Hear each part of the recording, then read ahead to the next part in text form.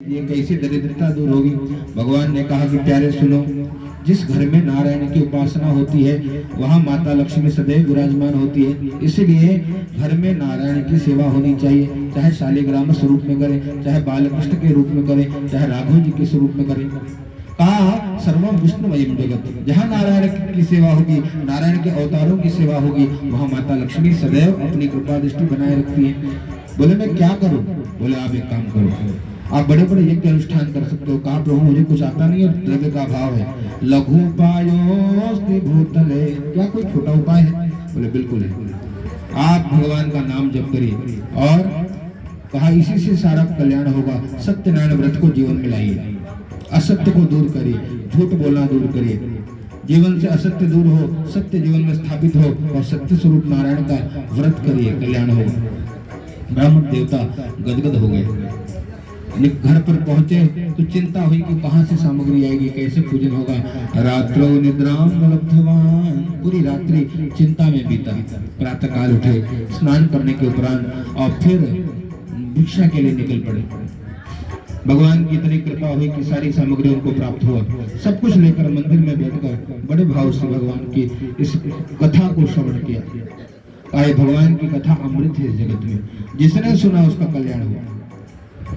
और भगवान की पूजा को करके, व्रत को करके इतना आनंद मिला कि कहा प्रभु जब जब समय मिलेगा मैं आपकी सेवा करूंगा। और फिर भगवान की सेवा में लीन हो गए विप्र देवता। धीरे धीरे इनके जीवन की दरिद्रता दूर हो गई, ब्राह्मण देवता संपन्न हो गए। एक मित्र लकड़हारा उस गांव में आया, देखा ब्राह्मण देवता को संपन्न और हाथ जोड़कर पूछता है कि विप्र देव ये कहाँ से मिला? आए सत्यनारायण भगवान की कृपा से मिला है। लकड़हारा बड़ा आनंदित हुआ, कहा मैं भी इस व्रत को करूंगा। और इस प्रकार से भगवान के प्रसाद को ग्रहण करके जैसे निकला, लकड़ी का दुगना मूल्य मिला, व्यापार में लाभ हुआ। ब्राह्मण देवता को बुलाकर बड़े भाव से भगवान की अमृतमय कथा को करता है, व्रत को करता है और संकल्प ले लिया कि जब जब समय मिलेगा हम भगवान की आराधना करेंगे।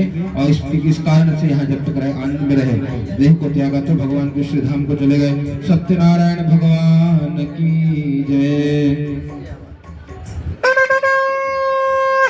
अथ तृतीयोध्याय, चढ़ा दीजिए, तीसरे अध्याय की कथा में प्रवेश करिए। ओम सत्यनारायणाय नमः,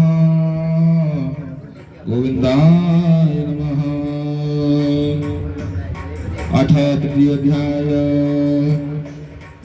ओम जगन्नाथ चकानयन, जगन्नाथ चकानयन, जगन्नाथ चकानयन, जगन्नाथ चकानयन, जगन्नाथ चकानयन। नीला चलवारे तू न संभाले तो हमें कौन संभाले, तू न संभाले तो हमें कौन संभाले। हाँ हाँ हाँ, तू न संभाले तो हमें कौन संभाले, तू न संभाले तो हमें कौन संभाले। ओ जगन्नाथ ओ चकानयन, हाँ हाँ हाँ जगन्नाथ ओ चकानयन, जगन्नाथ चकानयन।